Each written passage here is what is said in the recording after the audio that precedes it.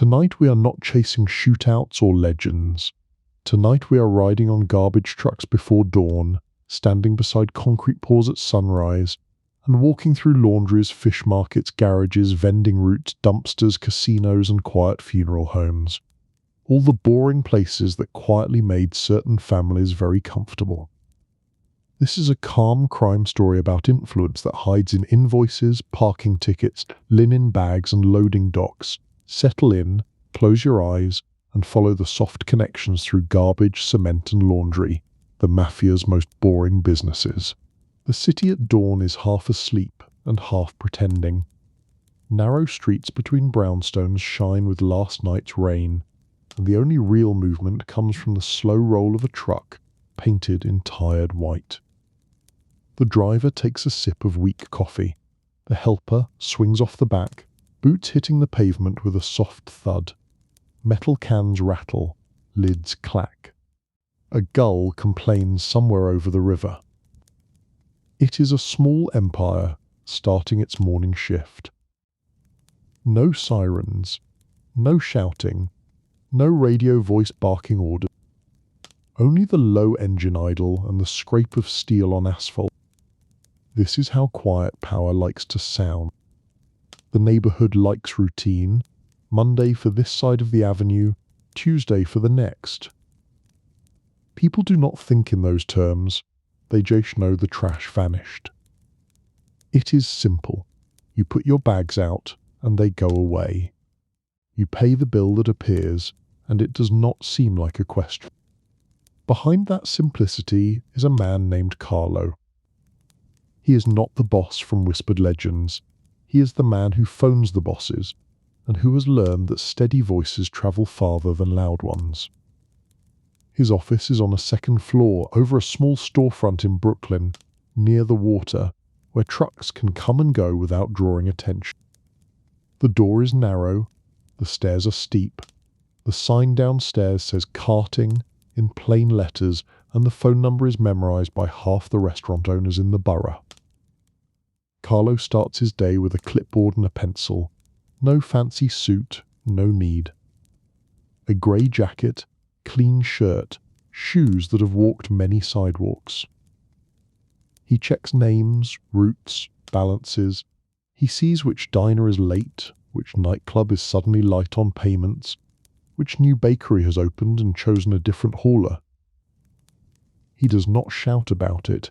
He circles a name and sets the pencil down. Later in the morning, he visits. The first stop is a family restaurant that has served the same red sauce since before the war. The owner wipes his hands on a towel and smiles when he sees Carlo.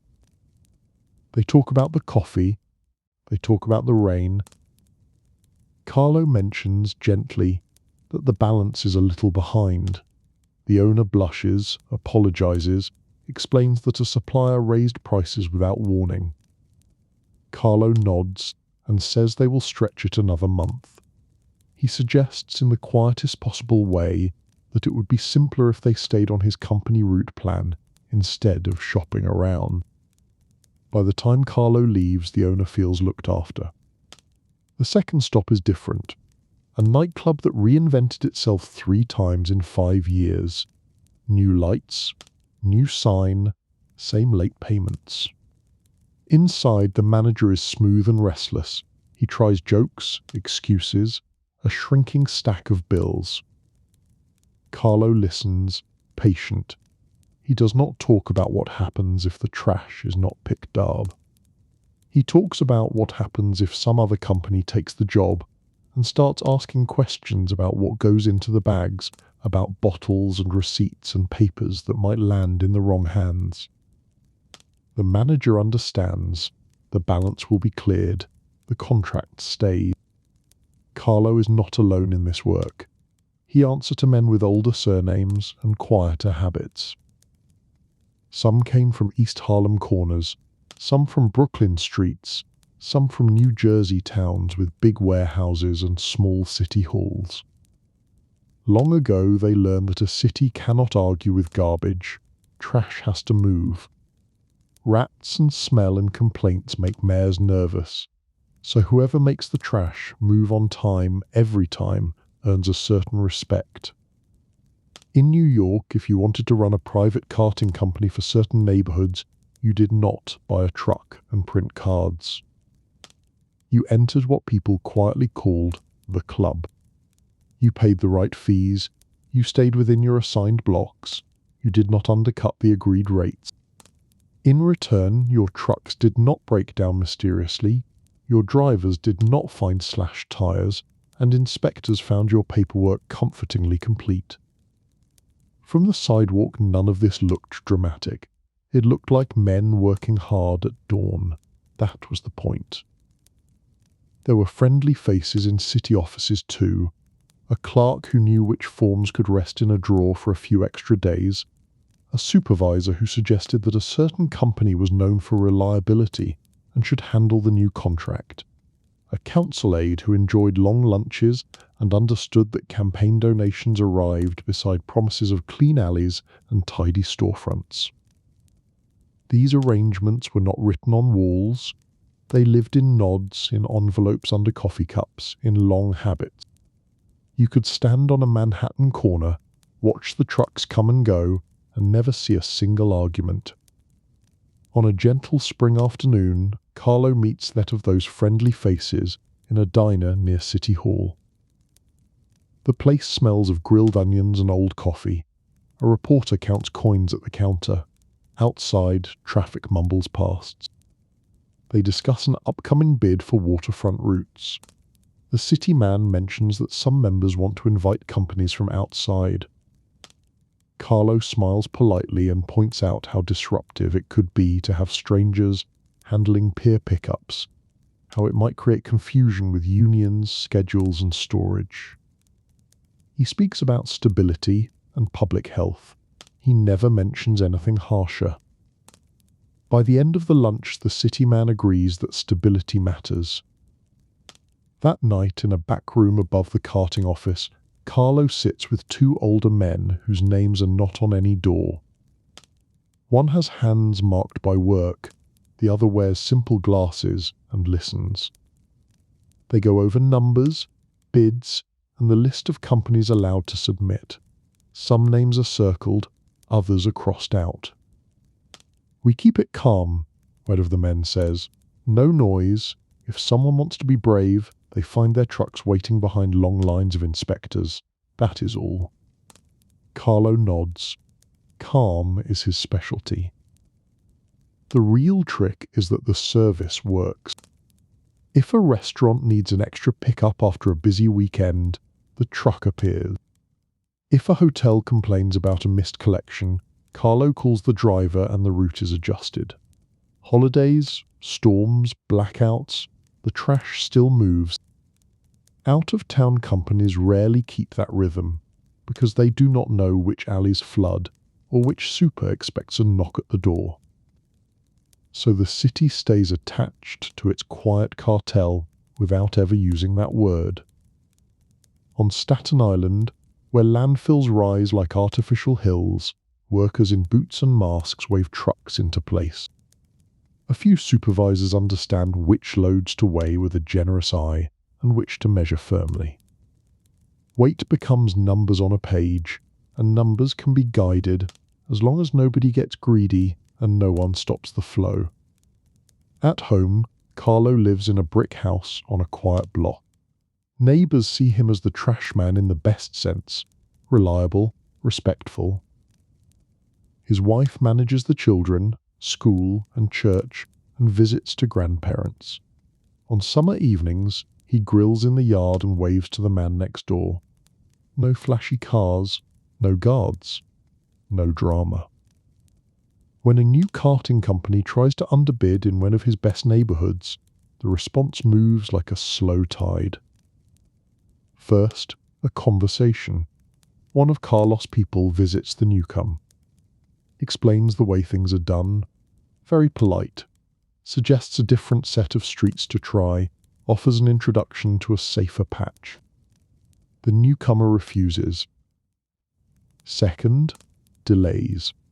Their trucks find themselves stuck behind construction, behind stalled vehicles. in front of inspectors checking brakes and emissions. The fines are small but annoying. Routes fall behind. Clients notice missed pickups. Third, an example. A long-time restaurant owner tries the newcomer, then calls Carlo back. In the heat, the cans sat too long. The smell crept into the dining room. Nobody raises a voice. Nobody needs to. The newcomer adjusts and accepts their place on the informal map. Carlo ends those days the same as any other. At the kitchen table after the children sleep, with a notebook and a cooling cup of coffee, he checks that customers are covered, drivers paid, city friends thanked. He believes in keeping his people working, his routes tight, his records neat. He believes in steady respect and quiet reminders. In another borough, Detective Russo keeps a thin file on private carting. He has heard stories from other cities of rougher methods and darker errands. His own notes are small things: shared directors, matching addresses, a company that changed its name but not its office, route out that never cross without permission. He drives the early streets sometimes, following trucks through lower Manhattan and over bridges. He watches men in worn jackets lift cans and toss bags. Just work in the dim blue morning, with the skyline yawning awake. One dawn, Russo parks near a row of restaurants as Carlos' truck turns the corner. He sees the helper wave to the owner, sees an envelope pass to the cab. It could be receipts. It could be a holiday bonus. It could be anything. Russo makes a note and goes for coffee. The quiet empire does not need anyone to be unalived. It does not need broken windows or loud warnings. Its strength is that people want their garbage gone and do not want to think about how. So lean back and breathe with the slow rhythm of the city. Picture side streets at twilight, bags lined by the curb, the soft growl of the truck arriving on time. Inside each cab sits a man like Carlo, who understands that the surest power is that it never has to raise its voice. The city sleeps easier when cans are empty and sidewalks are clear. Somewhere above a modest carting office, figures are checked, names underlined, new deals shaped with gentle hands.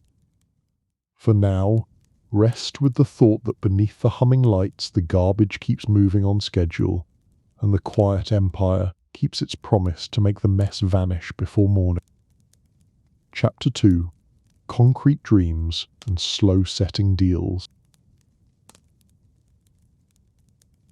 The city changes shape when the sun hits wet cement. On the edge of Brooklyn, in early morning, a batch plant wakes up. Silars stand like quiet sentries. Mixers turn slow circles. Grey slurry slides into spinning drums. It looks like the dullest substance on earth. It is not. For a small circle of patient men, cement is destiny poured at walking speed. Angelo runs the office in this part of the story. He is in his 40s, sleeves rolled, tie slightly off-center, voice mild and steady. His plant supplies concrete to jobs in Manhattan, Brooklyn, Queens, and across to New Jersey when favored customers call. Sidewalks, towers, church steps, highway ramps, basement slabs in old tenements, deep cores for new glass dreams. On his wall hangs a calendar of delivery windows. Under his desk lives a short list of names that always go first. Angelo inherited the system from men who remembered when a handshake in a Little Italy club decided who poured for half the city. Back when union leaders, businessmen, and quiet bosses shared long tables in Midtown, wet cement was the slow river under everything. If you controlled the river, you did not need to shout. You only needed to schedule. On a Monday morning in late spring, a foreman named Richie calls from a big downtown site. Steel already rises. Developers are eager. Investors grow nervous. A continuous pour is planned for the foundation core. Once it starts, it cannot stop without disaster. Richie speaks fast. Angelo listens slow. The order is huge. If the trucks fail, if the mix is wrong, the result is a hardened mistake and angry lawyers. Angelo knows. He also knows Richie did not pick his plant by chance.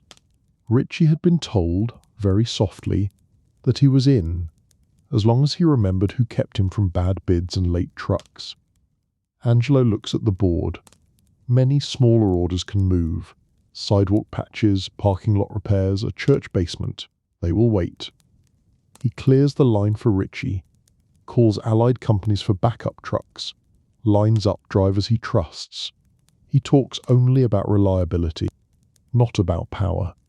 By noon, drums are turning, heading across bridges in a slow grey parade.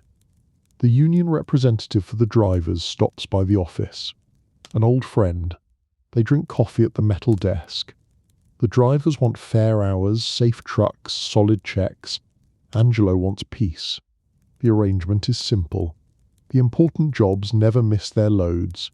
If some stranger plant tries to cut in on those jobs, maybe trucks get delayed, or inspectors decide to be extra thorough. Nothing loud, just time, applied like a gentle brake. Out at the site, concrete flows down chutes into waiting forms. Workers guide it, machines buzz, the grey surface gleams wet in the sun. To passers-by, it is only cement. They do not see the favours and phone calls that chose that mix. Weddings may be the softest boardrooms. In a queen's banquet hall glowing with warm lights, a young couple dances. The bride is a contractor's daughter, the groom is a quiet accountant. Families fill long tables, plates stacked with pasta and roasted chicken. At one table, Angelo sits with a city inspector and a union man. They toast the couple, talk about school sports, vacations, aging parents. No one has to say that a new highway extension will need a reliable plant. Later, under the music, the inspector notes that the project will require someone steady. Angelo nods. The union man vouches. In a corner, an out-of-town salesman offers the contractor a brochure for cheaper concrete. The contractor smiles, accepts the paper, and glances at Angelo. The real decision is already poured in. Occasionally, someone does not get the hint. A small independent supplier in Jersey City decides to go bold. They underbid a major foundation job along the river. Their trucks are fresh, painted bright. Their sales pitch is full of confidence. The morning of their first big pour, a series of small and very boring events unfold. A traffic jam locks their lead truck behind an accident on a bridge. An inspector appears at their plant to ask about recent paperwork, slowing the next truck. A miscommunication over cement mix codes forces a load to be dumped and remade. Nothing dramatic. No sabotage that would make headlines. Just enough friction to make them miss their window. The developer, anxious and pacing, gets a call from Richie, who casually mentions that Angelo could have had trucks on site before sunrise. By the end of the week, the independent supplier is quietly reassigned to small sidewalks in distant suburbs, grateful to have any work at all. The big project returns to the familiar river. This is how influence feels in this world. Like a schedule that never favours you until you learn whose number to call. In a modest social club in Little Italy, older men still gather at night. The neighbourhood changes, but certain chairs stay filled.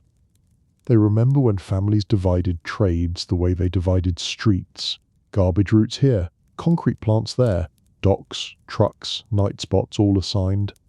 They speak quietly of long-gone bosses, old judges, famous cases. They remember when major civic centres rose on friendly concrete. Now there are federal cases, cameras, and laws with sharper teeth. But habits linger. Angelo visits when called. He listens more than he speaks. He brings updates. Which contractor is loyal? Which developer is restless? Which public office whispers about new bidding rules? Power cannot live only in stories. It lives in delivery logs and clocked hours. From the street, the cement trade looks like a lot of grey. Inside the grey are adjustments that matter. A favoured contractor calls for a rush order on a school. Angelo reshapes his day. Another firm, rude last year, gets moved to the afternoon. Over time, these shifts teach people where to show respect. An inspector with a flexible eye never finds trouble on sites that use the right plant. Other sites receive sharper attention. A banker hesitates on a risky tower until he hears that trusted suppliers stand behind the schedule. Then the numbers feel safer. Those who complain that the game is fixed are told a simple line: this is not fixing, it is reliability. You want concrete on time, you call the people who always show up. Late an evening, Detective Russo studies another thin file, this time on concrete.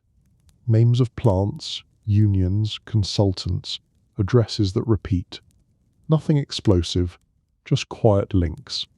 He remembers watching a high-rise pour, trucks arriving in perfect order, grey sliding without pause. The foreman had called it beautiful, like music. Russo agreed, and made a note he never had time to follow. More urgent cases always called him away. The concrete file stayed thin, patient, waiting. Back at the plant, Angelo steps outside for evening air. The mixers are silent. Dust lies on the ground. The river smells of fuel and salt. The skyline glows in the distance. He thinks of his children at the table, his wife planning a family visit, the hospital wing they are bidding to supply. Supplying a hospital sounds noble. Supplying a bridge sounds heroic. To him it is batches, timing, and keeping everyone above him content. His ledger balances, workers earn pay, families buy food, developers get buildings, politicians get ribbon cuttings, union heads get steady jobs to show the members. Quiet shareholders in back rooms get their portion. Angelo says he is just concrete. Just the boring stuff holding up the interesting parts of life. Without his boring stuff, the interesting parts have no flaws. As you listen, imagine deep foundations under the streets. Thick grey slabs cooled long ago, forgotten by most. They hold offices, homes, shops, schools. Hidden inside them is a record of who got a call returned, who got an early truck, who sat at which wedding table. The tension here is soft, like cement setting overnight. No chase, no shouted threat. Just agreements layered until they feel like the natural order of things. Rest with the idea that in this world, many sharp edges were dulled by slow negotiation. Schedules adjusted, egos calmed, jobs shared. Chapter 3: Laundry, Steam and Spotless Ledgers. In the quiet hours before sunrise, the city smells faintly of soap. On the edge of an industrial strip in Queens, a low brick building glows behind frosted windows.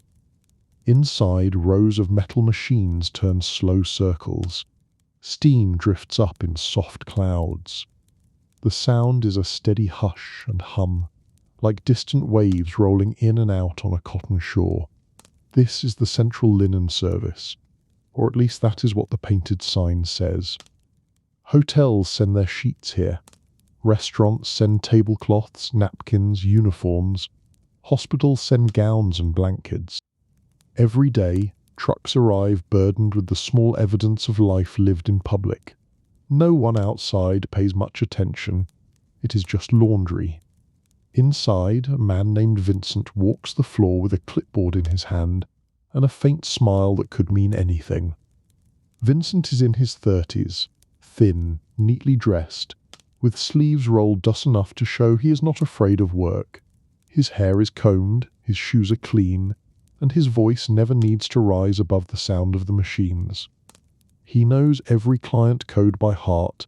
He can tell you which hotel prefers heavier starch on collars and which restaurant needs extra care for red wine stains. He also knows, without ever saying it out loud, which invoices are real, which are adjusted, and which belong to friends of friends who like their numbers to come back softened. A truck backs up to the loading dock. The driver, Manny, hops down and opens the rear. Canvas bags slide forward marked with tags from an uptown hotel. 2 workers hoist them to carts. Vincent checks the manifest. A few lines on the page mean a full night's stay for hundreds of guests. The hotel manager never thinks about this building. They call a number, linen is collected, linen returns folded and bright. Reliability feels like magic when it works. It feels like someone cares. Behind the magic, there is a ledger. Vincent steps into his small upstairs office. No decoration beyond a calendar, a desk lamp, and 2 file cabinets that do not quite close. On his desk lies a thick book of entries in careful handwriting, and next to it, a slimmer book with fewer names and higher figures. The thick book is for auditors, taxes, and anyone official who may appear. The slim book is for another world. That world begins about 20 minutes away, in a quiet back room of a social club where older men drink coffee slowly and listen more than they speak. The laundry belongs partly to those men. It is perfect for them. Cash flows in, bills are paid, access is everywhere. Hotel staff, restaurant owners, hospital purchasing agents. All of them come to Vincent when there is a missing shipment, a late delivery, a favour needed. All of them get used to hearing his calm voice say, "We will fix it." The arrangement is gentle. If a certain restaurant wants its declared costs higher or lower, the laundry invoices can lean that way that month. If a friendly bar wants to show more customers on paper than actually showed up, extra linen can appear on the bill as if every stool stayed full. If a hotel wants a discreet favour, a quiet guest, a private event, Vincent knows which driver to send and which door to use. Nothing sharp, no headlines, just adjustments folded into the clean cotton. Downstairs, the soft hiss of steam rolls over the workers. Maria runs some of the big presses. She has been here 10 years. Her job is to feed damp sheets into the wide heated rollers and catch them as they slide out flat and warm. To her, this is simply work that pays the rent. She knows nothing about ledgers. She knows when the machine sounds wrong, when they are short-staffed, when the coffee in the break room is stale. She also knows Vincent always fixes problems before they grow. Overtime approved, a new hire brought in, a driver swapped off a bad route. Quiet power is easiest to accept when it keeps the machines running. Manny, the driver, knows a little more. His route runs through Midtown, down to the village, and across to Queen's hotels near the airport. He sees what most do not see. Which kitchens are spotless, which alleys hide extra bags, which managers slip envelopes into his hand along with their keys. One Tuesday evening, he pulls behind a well-known steakhouse. The manager comes out with 2 carts of dirty tablecloths and shirts, and a small envelope tucked under the top cloth. "This is for the extra runs last month," the manager says in a low voice. Manny nods. He does not open the envelope. He just places it under the driver clipboard and says that Vincent will be glad to keep them taken care of. Back at the plant, the envelope finds its way into the slim ledger world. A detective listening in would call it a sign. To Manny and Vincent, it is simply gratitude with numbers attached. At a busy hospital downtown, a purchasing agent named Ellen signs the laundry contract renewal. She has 3 bids in front of her. One is slightly cheaper. One is complicated. One is Central Linen, steady and known. She picks Central, partly because Vincent always has a truck there when they have an emergency spill, partly because the clean gowns show up wrapped tight, never short. Also because, a few years back, Vincent quietly arranged a donation of fresh blankets to a small clinic her sister worked at. Nobody told her how to choose the bid. Nobody had to. In the club, the older men are pleased. A hospital account is gold. Not because anyone wants to trouble a hospital, but because it means stability, volume, respectability. They tell Vincent he is doing well. They remind him to keep everything soft, No loud talk, no unnecessary drama. He agrees he prefers steam to smoke. One autumn, a new boutique laundry appears across town. They advertise eco-friendly methods and artsy branding. They chase a few of the same restaurant and hotel clients. Vincent does not panic. He calls on one of the oldest Italian restaurants in the city, where white tablecloths have covered decades of quiet conversations. Over late morning coffee, he listens as the owner mentions that the new place offered a good rate. Vincent nods.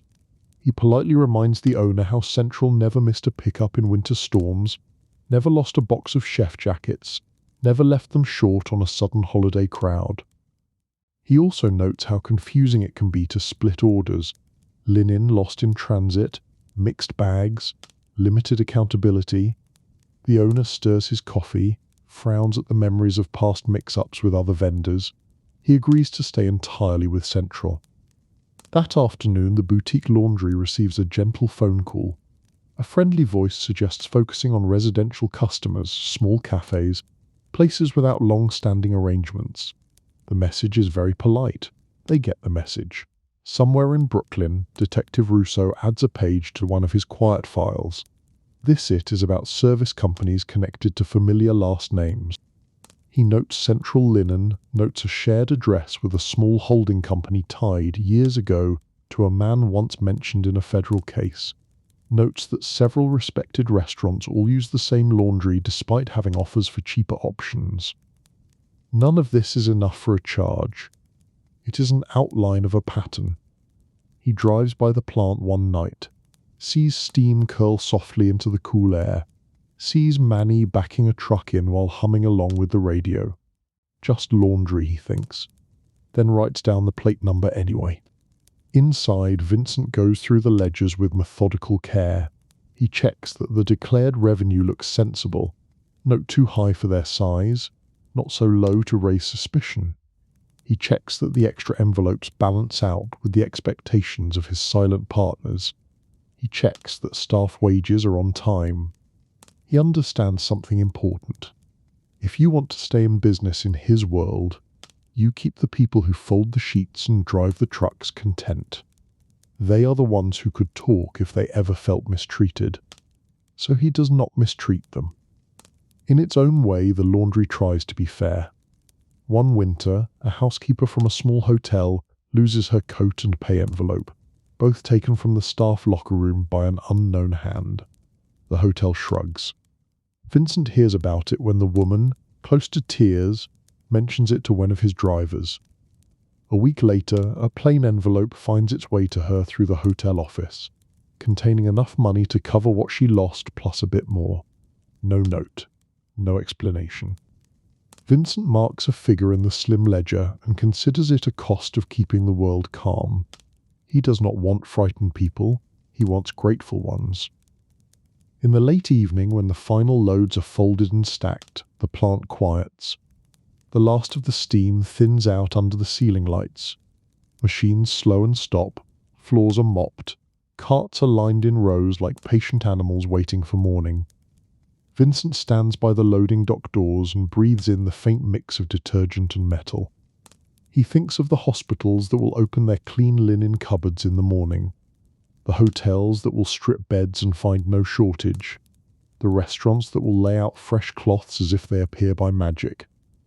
He also thinks of the men at the club who trust his numbers, of Ellen at the hospital who trusts his drivers, of Maria who trusts him to keep the presses running and pay coming every week. He understands that his job is not simply to wash fabric, it is to keep trust looking crisp. Outside, the city glows with a tired kind of beauty. For the listener settling into bed, this part of the story is meant to feel like that last warm towel at the end of a long day. No sudden shocks, no loud accusations, just the awareness that somewhere in the quiet industrial zones, men like Vincent fold numbers as neatly as they fold sheets. That influence can ride along on delivery trucks without honking, rest with the rhythm of the machines, the steady spin, the hiss, the clack. Imagine each as the soft stop between one stack of cloth and the next. then let it all fade into white noise as Central Linen closes its doors for the night, ready to start again before dawn. Chapter 4. The Fish Market That Never Really Closes. Dawn comes cold to the river. In lower Manhattan, down by the old piers, the lamps glow a tired yellow against wet cobblestones. Trucks idle. Men in rubber boots move crates that shine with scales and ice. A gull calls overhead, impatient and sharp. The city above is still half asleep. Down here, business is already in full breath. For decades, this waterfront market has been one of those places where everyone is awake before the rest of the world knows what it wants for dinner. Restaurants, hotels, caterers, little fry shops in the boroughs, they all depend on these dawn deals. The official lines say it is a regulated marketplace. Stalls assigned, prices posted, rules printed somewhere in an office file. The unofficial lines run through a man named Sal. Sal is not big or loud. He is solid, with a calm face and a coat that never seems quite warm enough for the river wind. He carries a clipboard in one hand and a warm paper cup of coffee in the other. The men on the docks nod when he passes. He does not shout orders. He asks simple questions. How is the catch? You set up all right? Anyone giving you a hard time? He knows who pays on time, who plays games with weights, who tries to sneak around stall assignments.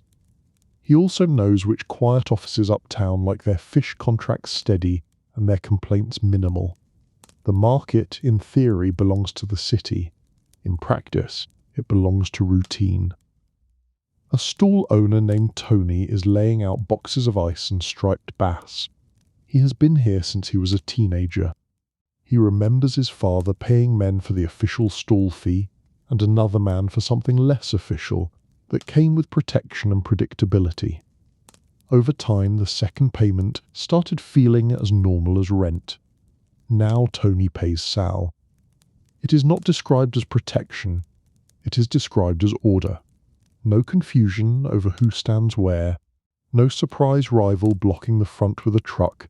No mysterious lost shipments. In return, Tony gets what every small business really craves, a sense that tomorrow will look the same as today. At 4 a.m, that is worth a lot. A new fisherman arrives from out on the island, backing his truck toward the slips for the first time. He looks tired and proud. His cousin told him that this is where you come if you want to sell big. He climbs down and starts asking about where to unload. Sal appears at his elbow, polite as church. He asks the fisherman how the trip went, asks what kind of catch he has, asks who sent him. When he hears the cousin's name, Sal nods. He points to a decent spot along the row, not perfect, not terrible, explains the basic fees, explains the hours, adds, in his slow, friendly tone, that if the man wants to keep that spot and avoid unnecessary tangles, there is a small weekly amount he pays directly. The fisherman hesitates. Sal sips his coffee and waits. Then he says the words that were once said to Tony and many others. No pressure. You can say no, go your own way. Just know that if you are with us, your truck is safe, your stall is safe, your scale is trusted. If not, we cannot promise the same certainty. He smiles. The fisherman thinks about his boat payment, thinks about fuel, thinks about how it would feel to arrive for dawn and find his spot taken, or his tires cut, or his boxes delayed somewhere in the dark. He nods. Welcome to the market, Sal says. The arrangement is sealed not with threats, but with the relief of having someone to call when something goes sideways. A few hours later, the real circus begins. Buyers arrive from every part of the city. Chefs in white coats, coat collars up against the chill. Men with clipboards from hotel chains. Owners from neighborhood joints where the menu never changes. They move fast, checking eyes, gills, color. Cash changes hands. Orders are marked. Ice is shoveled.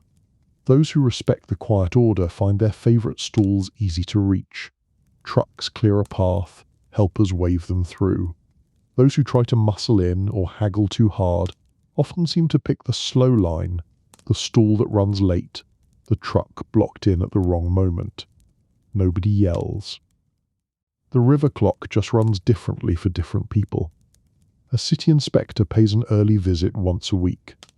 He walks the aisles with a clipboard, checking temperatures and cleanliness. He nods at some stalls, lingers a little longer at others. Sal greets him with that same polite warmth. A coffee appears from somewhere. A card with delivery information for a charity fish donation finds its way into the inspector's hand. The inspector is not foolish. He has heard the stories of markets in other cities where some families kept tight grip on stools, trucks, and scales. He also knows this market, for all its whispered arrangements, runs smoothly. He does his job. He closes a stall maybe for sloppy handling. Nobody interferes. The stall owner knew better and got lazy. After hours, Sal has a quiet chat with the man, reminds him that order is what keeps the right people from taking too close a look at everything else. Next day, the stall is spotless. On a chilly Thursday, Detective Russo appears at the edge of the sheds. He is following one of his hunches again, the ones that never make it to urgent memos. Years of cases have taught him that big stories hide in plain, boring places. Garbage routes, concrete plants, fish markets. He walks slowly along the wet floor, watching. He notes that some stalls are crowded, some are always half empty. He sees envelopes change hands with the same casual grace as cigarette packs. He spots Sal and recognizes the stance, a man who does not need to announce that he is in charge. Russo buys a small bag of shrimp he does not need, listening. What he hears is mostly ordinary. Orders called out, prices argued, jokes traded. But he also hears what buyer complain that he cannot get near a particular supplier without going through Sal. He hears Sal assure a stall owner that certain bills will not be a problem, as long as the weekly arrangement stays respectful. One of the fishermen notices Russo lingering and asks who he is. Sal steps in, jokes that he is just another customer. Russo smiles, raises his bag of shrimp, says he cannot resist a good price. He leaves with a small receipt and a mental note. Now the fish market joins the quiet list in his mind, alongside the carting offices and concrete yards, places where boring goods move with suspicious precision. Back at the dock, one of the younger stall owners, Joey, tries to get clever. He has noticed the power in guiding buyers. He has a cousin with a boat and thinks he can start funneling more business to him by ignoring the unofficial stall rotation. For 2 mornings, Joey drags his racks a little farther forward, blocking part of the path used by a senior stall holder who has been paying Sal since the 70s. Sales shift. Voices rise, but not too much. On the 3rd morning, Joey arrives to find a truck parked squarely across his usual unloading area. The driver takes a long time moving. Another truck arrives with a large delivery for his senior neighbor, and needs space too. By the time Joey gets his fish to the ice, the best buyers have already walked past. Sal appears beside him, calm. "You are blocking traffic," he says.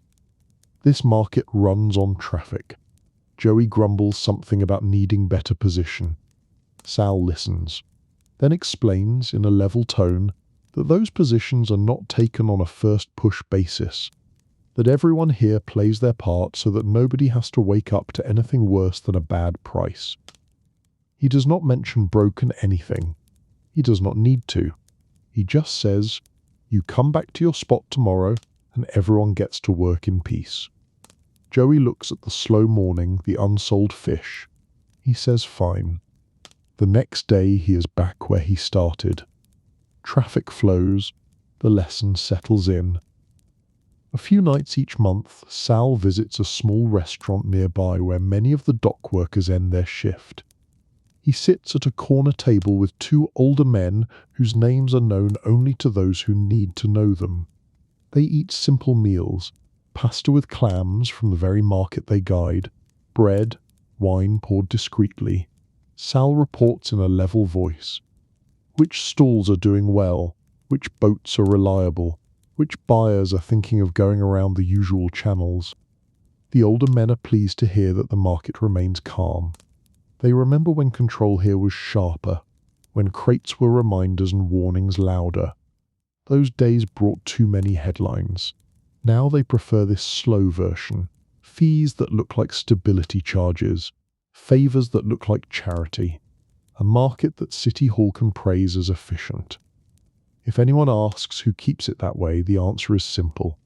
The men who wake up early and never raise their voice. As the years move, some of the old infrastructure begins to shift. Rumours start about moving the fish market away from this aging pier to a newer complex further up the boroughs. More space, better refrigeration, more official oversight. Sal listens. Change is dangerous and also full of opportunity. He quietly helps smooth the transition for his chosen stall owners, making sure they get spots in the new buildings, making sure the same familiar hands handle truck routes, storage, accounting. If new officials step in, they are greeted by a machine that already runs itself. They are told that these are the vendors you can count on. And so the soft control follows the market to its new home as neatly as fish on ice in the back of a refrigerated truck. For the listener, the fish market story is not here to trouble your sleep. It is to show how even the smell of salt and scales at dawn can be part of a calm design. How men like Sal trade on routine and predictability instead of storms. Imagine the cold floor under your feet for a moment, then step back into bed. Hear the clatter of crates, softened by distance. Hear the low murmur of deals made in plain sight. Know that for every sharp legend told about wild nights and dangerous acts, there are 1,000 quiet mornings like this, where the real influence passes in casual greetings and careful stall assignments. As the market winds down and trucks pull away with their chilled cargo, the sky brightens. Office towers wake up, apartments stretch. Somewhere uptown, a chef inspects a fresh delivery and nods with satisfaction. Somewhere in a small neighborhood spot, a cook lays out fish for a special and trusts that it will keep the regulars happy. They do not think about Sal. You, drifting toward rest, can let him fade too. Let the sound of water against the pilings slow in your mind. Let the first rush of dawn business fall quiet. The fish market never really closes, not in this story, but its rhythm is steady and known, and that, in the world we are walking through, is the most powerful promise of all. Chapter 5. Parking lots, garages, and the art of standing still. Rain taps softly on car roofs on Midtown Manhattan. Just off a busy avenue, a concrete garage yawns open to the street like a patient cave. Outside, cabs hiss past on wet asphalt. Inside, the air smells of rubber, damp stone, and old coffee from a paper cup on the booth counter. A flickering sign offers early bird specials and overnight rates. Drivers roll in, hand over keys, and hurry away to offices, shops, theatres, quiet affairs, loud meetings. They enter with worries and appointments. They leave their cars and, without knowing it, step into someone else's ledger. The garage is run by a slim company name on paper and by a different name in conversation. The working face of the place is Leo. Leo wears a dark jacket, never quite buttoned, and a tie that has seen too many shifts. He keeps a pencil behind his ear and a small stack of tickets in his pocket. He has the easy half smile of someone who can remember every car, every plate, and every regular customer without looking at a list. He knows the morning lawyer whose imported sedan always gets a corner spot, the theatre manager who pays cash and likes to park near the elevator, the driver from a certain social club downtown whose visits are not to be noted too visibly. He also knows that a portion of every ticket flows upward, beyond payroll and rents, to men who have been watching garages since the days when coin boxes hung on poles outside nightclubs. Parking is simple at street level. You arrive, You pay, you go. In the books that matter, it is a slow river of small bills that can be guided without drawing attention. A grey morning begins with the usual rhythm. Engines idle, wipers sway. Leo takes keys with a nod, tears ticket stubs, and sends attendants to tuck cars into narrow spaces that only long practice can find. Tommy, one of the younger attendants, trots up the ramp with an umbrella stuck through his belt. He slips into a sedan, eases it into a tight slot, and returns at a careful jog. To him, this is just a job. Tips, fumes, a stiff back at the end of the day. He has heard jokes that the garage owners have friends in certain families. He has also heard jokes about everything in this city having friends in certain families. Jokes are air here. At the booth, Leo does quiet math. He knows how many cars came in, how many paid in cash, how many paid by card, the newer habit that some of the older men dislike. Cash can be bent like soft wire. Card receipts sit there like little witnesses. So Leo has a system. Early hours, more honest. Peak hours, some tickets never make it fully to the register. Night hours, when people hand over folded bills in a hurry, numbers might slide a bit. Not too much. Just enough to grow a quiet cushion. Once a week a man named Frank stops by, walking in with the unhurried step of someone who never worries about losing a parking spot. He is older than Leo, heavier around the middle, with careful hair and calm eyes. He wears a simple coat, carries no clipboard. They talk in the booth between cars. Frank asks if the neighbours are giving trouble. Any inspectors snooping? Any kids tagging walls? Leo mentions a minor complaint from the office building next door about exhaust at closing time. Frank says he will pay them a visit with a box of pastries and a promise to keep engines from idling too long. Then Leo slides a thick envelope across the counter, under a folded newspaper. Frank rests his hand on the paper for a moment, like it is nothing. "You are doing fine," Frank says, and just like that, the garage stays under the right shade of quiet. In another part of the city, and in New Jersey, and in Chicago, and in other dense corners of America, the pattern repeats. Parking lots ring stadiums, circle hospitals, cling to airports, tuck between brick apartment houses. Each one is a small asphalt island where cash changes hands all day. Officially, most belong to holding companies, investment partners, developers. Unofficially, enough of them send envelopes like Leo to men like Frank to make the whole chain worth watching. Detective Russo has noticed. One afternoon, he sits in an unmarked car across from Leo Garage. He watches people pull in and out.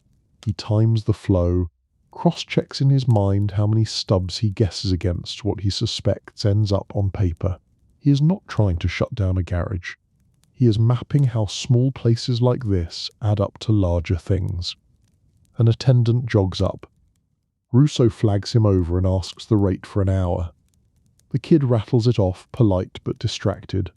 Russo nods, pays, pulls in, sits in the half-light watching Leo in the booth. He sees Frank arrive, sees the talk, sees the envelope.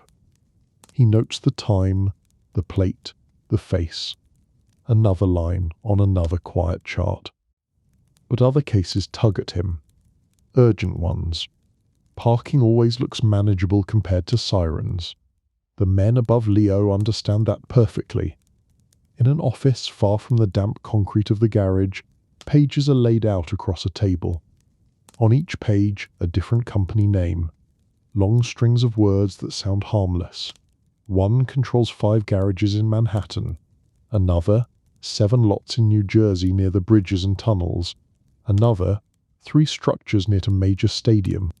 Everything is owned by something that is owned by something that, if you go far enough back, leads to a short list of trusted men. To them, these properties are not glamorous trophies. They are boring machines that print small, reliable sums. They are also useful in other quiet ways. At the Midtown garage, a black sedan pulls in mid-afternoon. Leo recognizes it. The driver steps out, says he will only be a little while. Leo gives him a nod usually reserved for very good regulars. The car gets a safe space near the wall, away from careless doors. Later, another man arrives and is shown to the same car. No fuss. Keys move, papers move, a few documents pass from glove box to briefcase. No one on the sidewalk sees. Parking garages are perfect for small, unnoticed handoffs. Cameras see rows of cars, not whispered exchanges. Microwave dinners heated in the attendant room, not conversations above them. Still, Leo is careful. He knows that the strength of his world lives in never drawing the wrong sort of light. When a new independent operator opens a small lot 2 blocks away and advertises cheaper evening rates, some of Frank's associates take interest. Frank visits Leo. "We do not mind people eating," he says. "We mind people reaching for our plate." The next day, a man named Nicky drops by the new lot. He pays for an hour, looks around, chats with the young owner about insurance, security, local issues. The owner is proud, talks about beating the prices of the bigger garages. Nicky listens, nodding, then gently suggests that working alongside the established operators might keep things smoother, that there is room for everyone, as long as nobody undercuts too aggressively on certain blocks. A friendly agreement, he calls it. The young owner hesitates, then agrees to raise his rates just a little.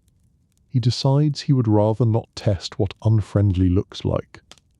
Unfriendly, in this neighborhood, does not have to mean anything dramatic. Sometimes it just means a sudden spike in minor vandalism, or a city inspector who finds a list of violations that take costly weeks to fix, or a snowstorm where plows, somehow, clear every nearby block first. The message is always the same. Work with the quiet map, and life is easy. Work against it, and gravity feels heavier. Out by a ballpark on the edge of town, another lot tells the same story in different colors. Game nights bring hundreds of cars, cash waves in gloved hands. Attendants wave flags and shout flat rates. Among the shouting, there is one lot where the shouting is more controlled. The signs are clear, the lines are straight, the attendants are polite. This lot also belongs to one of the quiet companies. From here, money moves up the ladder, some of it reported, some of it not. A portion may help fund legal defense when someone important needs it. A portion may support a cousin campaign. A portion stays in reserve. To the fans, it is just the place they leave the car before hot dogs and innings. To the men reading the envelopes later, it is proof that small parking spaces can support large patients. One evening, Detective Russo leaves a game and chooses the quiet lot on purpose. He watches the flow as he pays. No receipts offered unless requested. Handfuls of bills dropped into a metal box beside the booth. He pictures, uninvited, where those unpaid slips might resurface. He walks away with his coat collar up, wondering again why the most effective networks choose the most boring places. Back at Leo Midtown Garage, the night shift settles in. The rain has stopped. The pavement outside reflects red and white lights like slow rivers. Inside, the garage is mostly quiet now. A few cars sleep on the upper levels. A pair of attendants share a story in low voices. Leo sits in the booth going through a stack of tickets. He counts, subtracts, makes a neat bundle for the official books and another for the envelope that will go to Frank. He is careful not to get greedy. Greed brings questions. Questions bring people like Russo. Steady is safe.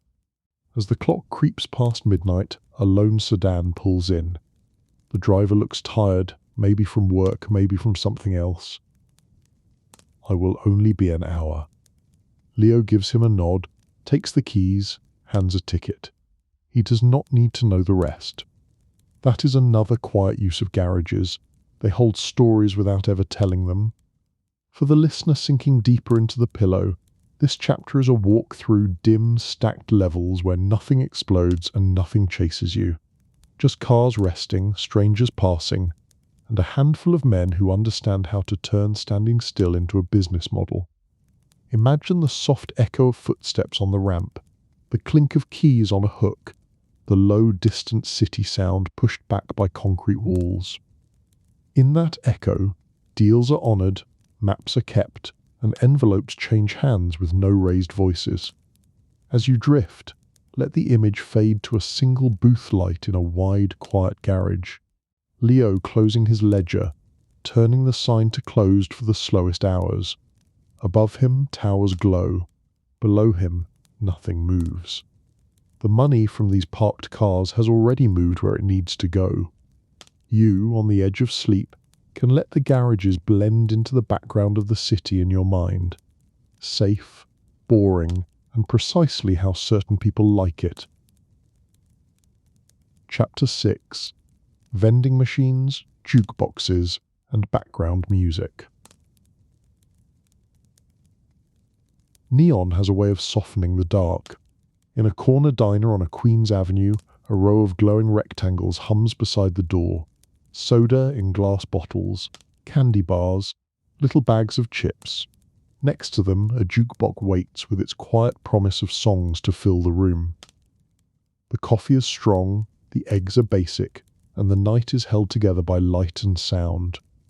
Most customers see the machines as simple comforts. Put in a coin, get a treat. Press a button, hear your favorite tune. To a certain circle of men, they are also lines on a careful map.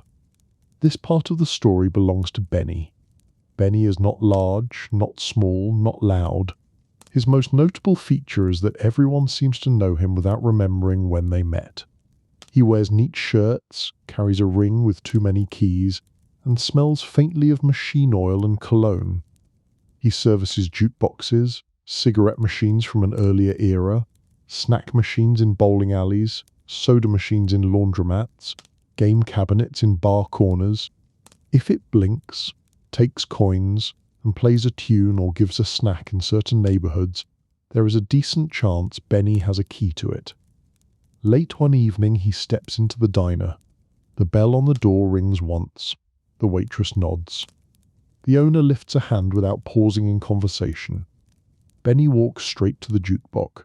With an easy motion he opens the back, checks the selection cards, counts the coins, wipes dust from the wiring. Bills are folded and tucked away. A percentage will stay with the diner. A percentage will follow Benny home to his bosses. He does the same with the vending machines. Coins in, coins out, stacks sorted, numbers scribbled. To anyone watching, he is just the machine guy. To the quiet network above him, he is the one who makes sure their silent partners have the right to hum in half the jukeboxes in town. Years ago, before Benny took over, there had been noisy battles about jukebox routes. Fists, broken glass, ugly rumours. Too messy. The new way is calmer. A region is divided. Certain diners, bars, social clubs, bowling alleys and truck stops are under one arrangement. Another cluster belongs to a different set of men, who know better than to cross into Benny streets without a talk first. The rule is simple. Do not move in on a location that already has a box or a machine handled by our people.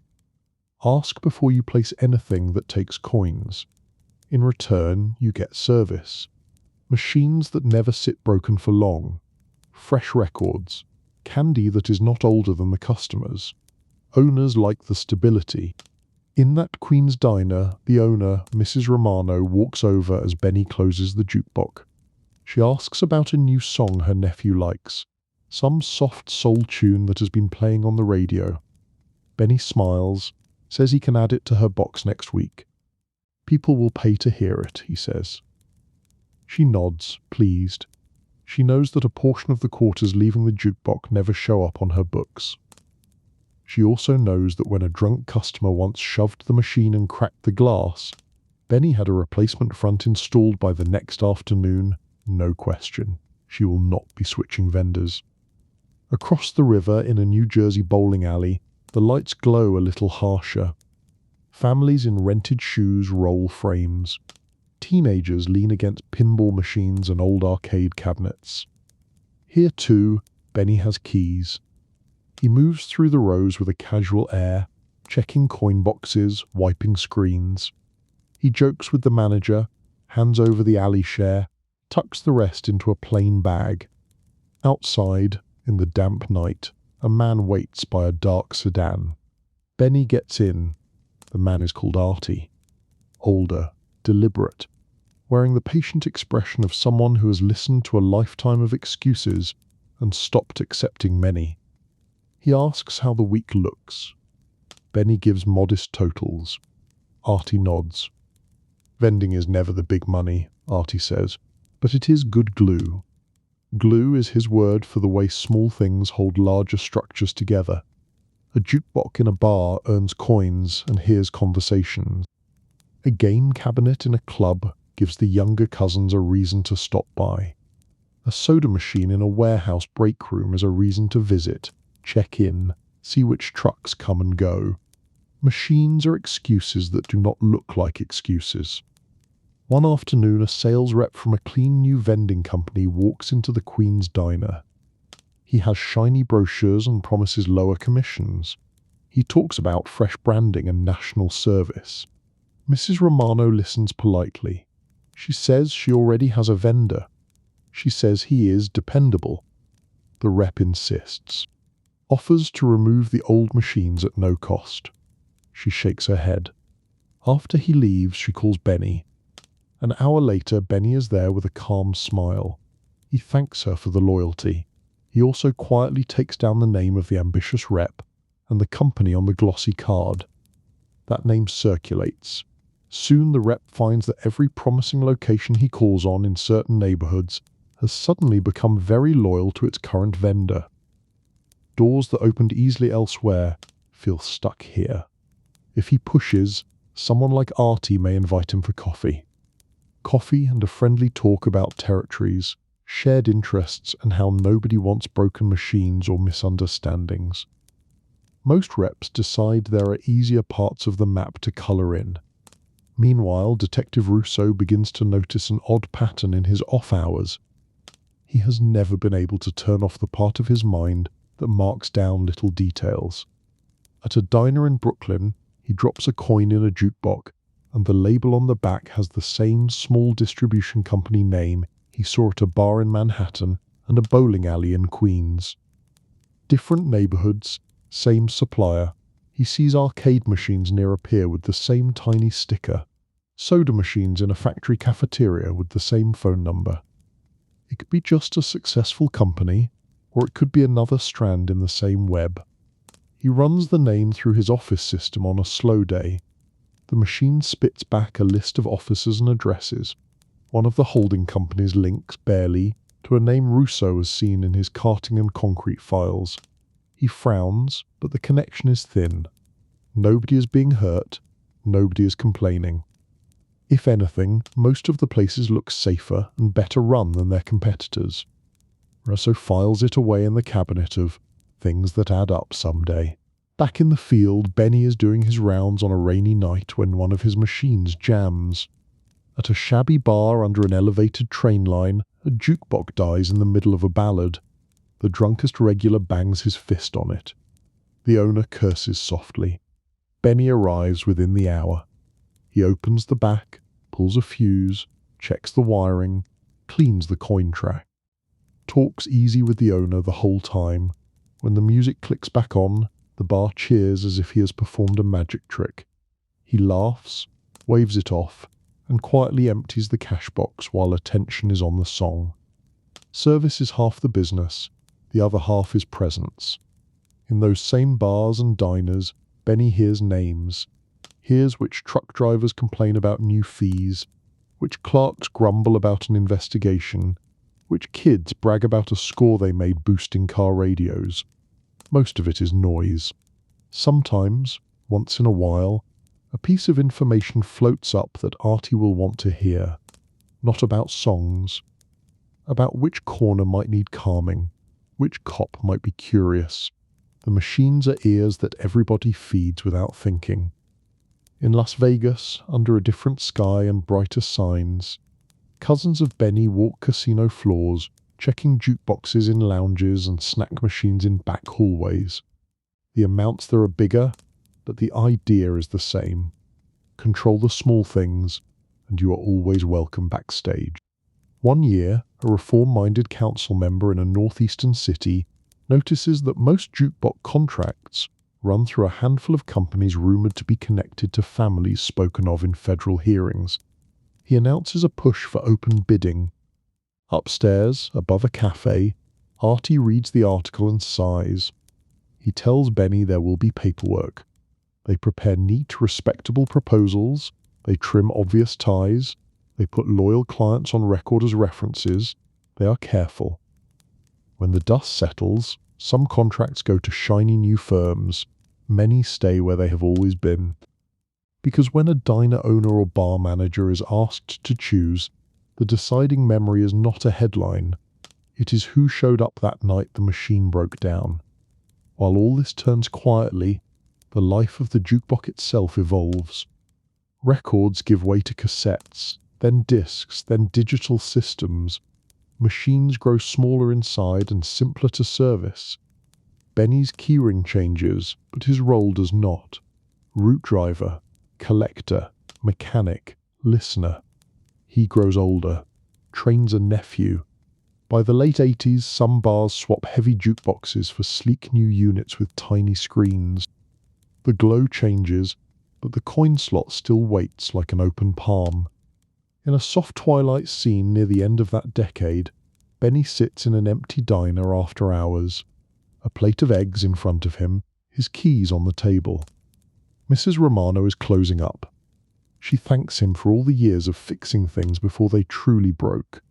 He nods and says that as long as the music has a home, people will keep coming. He does not say that as long as the machines sit there, someone like him will have reason to walk in and out of 100 places without being questioned. He does not need to. For you, listening in the dark, this chapter is a low soundtrack behind the rest of the story. The murmur of a jukebox in the corner, the clack of coins, the faint buzz of neon over a snack machine. No rush, no chase, only the understanding that in this calm empire, even the songs and soda are part of the map. As your eyes grow heavy, let the images settle. A diner booth at midnight lit in pink and blue, a man with a keyring counting softly, a tune you like beginning to play as if on request. Background music, background money, background influence. All of it designed to keep things just the way they are for just a little longer while the city drifts between waking and sleep. Chapter 7. Construction Dumpsters and the Business of Debris. By sunrise, the city is already shedding its skin. On every other corner there is a building half gutted, a storefront under renovation, a brownstone with its front steps draped in tarps. Wood scraps, broken tile, plaster chunks, twisted metal, plastic wrap, old cabinets. All of it has to go somewhere. The answer is the big metal box. Painted in dull colours, stenciled with a company name and a phone number, parked in the street like a patient animal. A roll-off dumpster. Most people never think about who owns that box. They only notice when it is too full or in their parking space. In this part of the story, those boxes form another quiet map. The man at the centre is called Lou. Lou runs a carting and container company based out of a fenced yard by the river in Brooklyn. The yard holds rows of dumpsters stacked like giant toy blocks, trucks with hoists, a trailer for the office, a few portable toilets, coils of chain, and an old dog that sleeps through everything. Lou is broad in the shoulders, soft in the voice. He wears a cap most days and a buttoned shirt with his name on a patch. He calls everyone buddy, kid, or pal, like a man who never has time to search for names. On paper, his company is one of several that rent containers to construction sites and haul debris to transfer stations and landfills. In practice, his firm has something the others do not. A quiet blessing from men who once shaped the garbage routes and never entirely left the field. At 6 in the morning, the phone in the trailer rings. A contractor on the Lower East Side needs a 30-yard box for demo debris. Another in Queens needs a smaller container for a storefront remodel. A developer in Brooklyn Heights wants 2 boxes rotated all week for a full gut renovation. Lou notes each request in tidy handwriting. He never sounds surprised when someone calls. That is because, in many neighborhoods, if a contractor asks anyone who to call for a dumpster, the answer is his number. Not because of the ad he once ran in the paper, because an older foreman told a younger one, and so on. When an outsider company tries to drop boxes uninvited, the system notices. The first sign is always boring: a permit issue, a complaint that the box is blocking sightlines, a city truck adding a chalk mark and a warning. The second sign is a phone call. Lou, or someone for him, reaches out to the outsider. Calm, friendly. He explains that the block is already covered, that people are used to his service, that it would be smoother if they focus on another area. Sometimes the outsider agrees, sometimes not. That is when gravity shifts. On a Wednesday morning, a contractor named Henry tries to be clever. He picked a new container company from a flyer. They came in cheaper than Lou. They dropped a shiny box in front of his townhouse project, tagged with a bright logo that does not belong in this story. For a day, everything is fine. On day 2, a neighbor complains about noise and dust, as neighbors often do. The city inspector arrives and looks first at the bright new box. He checks the permit number against his clipboard. The paperwork is fine. Still, he lingers. He notes minor violations: a cone missing, a reflector loose. On day 3, a car scrapes the corner of the box, pulling out of a tight space. The driver blames the placement, threatens to file a claim. The contractor feels a headache coming on. That afternoon his phone rings. A man from Lou Yard, polite and relaxed, introduces himself. He says Lou heard Henry was having some trouble, says their company knows how to place boxes to keep everyone calmer, says they can swap out that bright box with one of theirs by morning, no issue. Henry hesitates. The man adds that the inspector knows their outfit, that neighbors are used to seeing their paint job. Henry imagines another week of minor complaints. He agrees. By sunrise, the bright box is gone. In its place, a dull, familiar color and Lou phone number. The work continues. The complaints ease. This is how territories are enforced now, with nudges that feel like favors. At the yard, a driver named Al loads a container onto his truck. He runs most of the Brooklyn Loop. Al is used to tight streets, double-parked cars, sudden school crossings. He does not spend his time thinking about invisible maps. He thinks about routes, traffic, coffee, and the next box he has to pick up. But even Al knows there are some blocks where you do not want to see anyone else, company logo. He once passed a site where a strange box sat in front of a building that had always used Lou.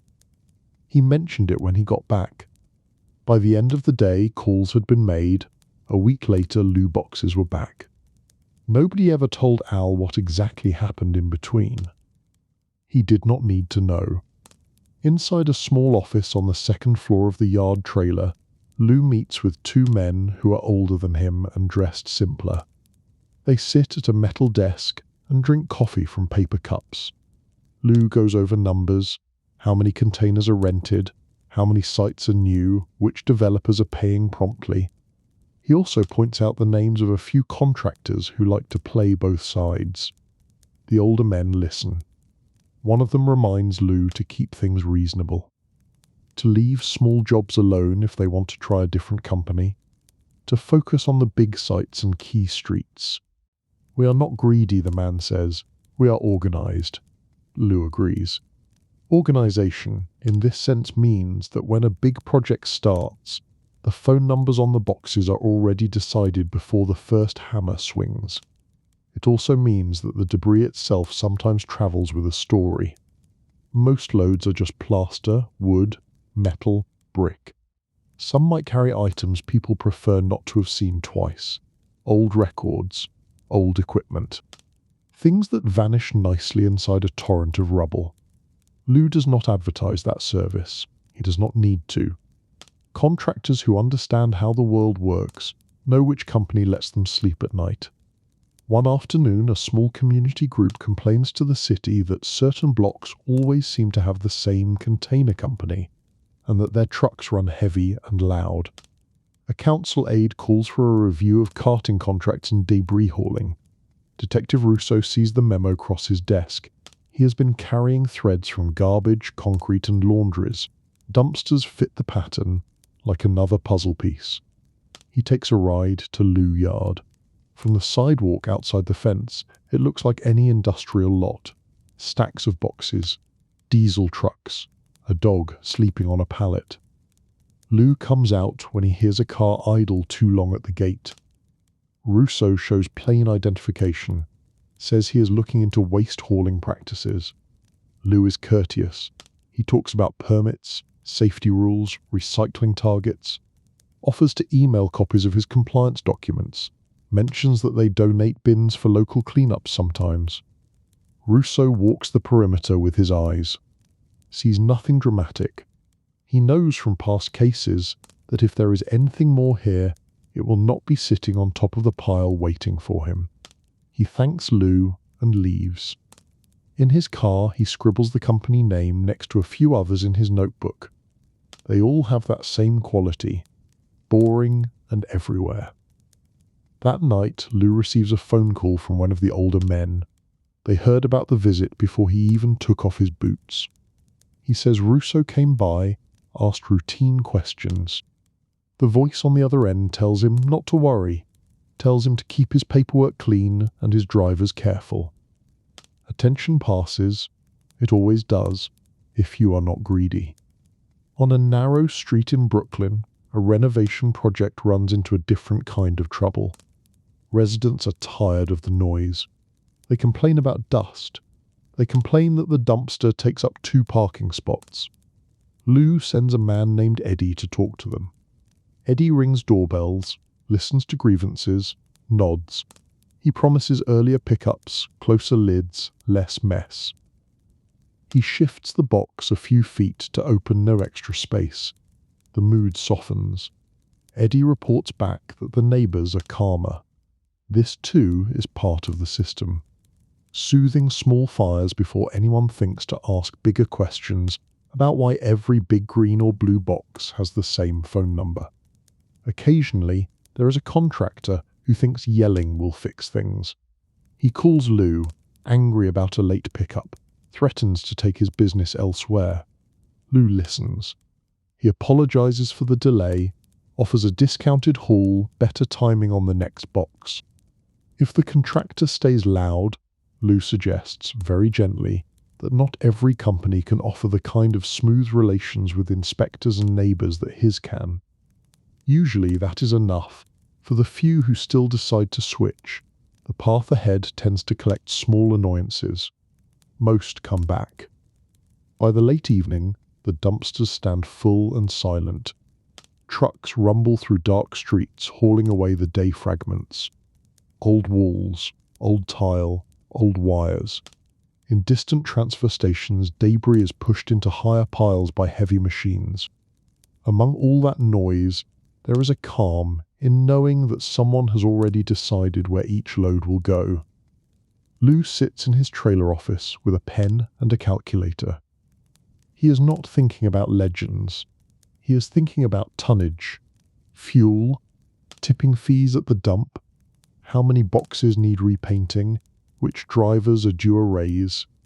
He also sets aside the share that will travel to the same older men who blessed his company to begin with. This is not charity. It is rent for the invisible map he occupies. For you listening, this chapter may feel like watching a slow, steady machine at work. The roll of trucks, the drop of containers, the scrape of shovels. There is tension here, but it is low level. The tension of knowing that even the broken plaster has someone counting it. As your eyes grow heavier, picture one of those quiet streets after a long day of work. The box is gone, the curb is swept, the building is a little closer to finished. Nobody remembers which company name was painted on the side of the metal container. Lou does. His partners do. The system does. You do not need to. Let the image blur into dark shapes, trucks as toy models rolling away in your mind, the sound of chains clinking as a soft lullaby. In this calm crime bedtime world, even the garbage from yesterday work is handled with composed hands. Nothing crashes, nothing explodes, only debris rising and falling in an orderly way, under the eyes of people who understand that control, at its quietest, is just deciding who is allowed to clean up. Chapter 8. Casinos, Carpets, and Quietly Watched Tables. Desert nights have a very particular kind of glow. Long after midnight, the Las Vegas Strip is still awake, but its loudest edges do not belong to this story. We are interested in the softer parts, the slow walks, the quiet floors covered in thick carpet that swallows footsteps. Inside one of the older casinos, the lights are gold instead of neon bright. Ceiling fans turn lazy circles. Dealers in pressed shirts move their hands with measured grace. Chips click in small, steady rhythms. For the vacation crowd, this is a playground. For a careful group of men back east, it is a faucet. One that runs as long as nobody shakes it too hard. The man we follow tonight is Marco. Marco is from Chicago by way of New Jersey. Dark hair, calm eyes, suits that are quiet but well cut. He walks like a man who notices everything without needing to turn his head. Officially, Marco is a hospitality consultant. Unofficially, he is the friendly inspector sent by certain families to make sure their interests in the desert remain smooth and safe. He does not run the casino. That honor belongs to executives with business cards, local licenses, and ties to chambers of commerce. Marco runs the part of the story that happens in the margins. He moves through the main floor. At one table, a tired couple from Ohio plays blackjack with uncertain smiles. At another, a group of salesmen leans over dice, laughing too loud, chasing Vine More roll. Marco is not interested in their wins or losses. Those are for the casino books. He is interested in the room upstairs behind the cage, where the real counting happens. In the early years, back when the desert resorts were first blooming, there were stories of how money left town before it to be taxed. Little pieces of the take skimmed gently from the top and flown or driven to friends in Kansas City, Chicago, Cleveland, New York. The method never needed to be dramatic. If the count room said one stack, the report might say a slightly smaller stack. The difference would travel. Marco arrived after some of the louder days had passed, after hearings and headlines named real casinos and real bosses. His job is to keep what remains soft and uninteresting. He steps into a side office where the soft carpet gives way to hard tile and ledgers. The manager on duty, a man named Harris, straightens when he sees him. They exchange a nod that is part friendship, part accounting entry. Marco asks about the month. Room occupancy, food and beverage, table hold. Nothing in his voice suggests anything out of the ordinary. Harris answers with numbers that sound solid. Then, smoothly, Marco asks if the special envelope has been prepared. Harris reaches into a locked drawer, places a plain package on the desk. Marco does not open it. He weighs it lightly in his hand, a man accustomed to guessing sums by feel. You see. You are consistent, he says. Consistency is the compliment that matters most in his world.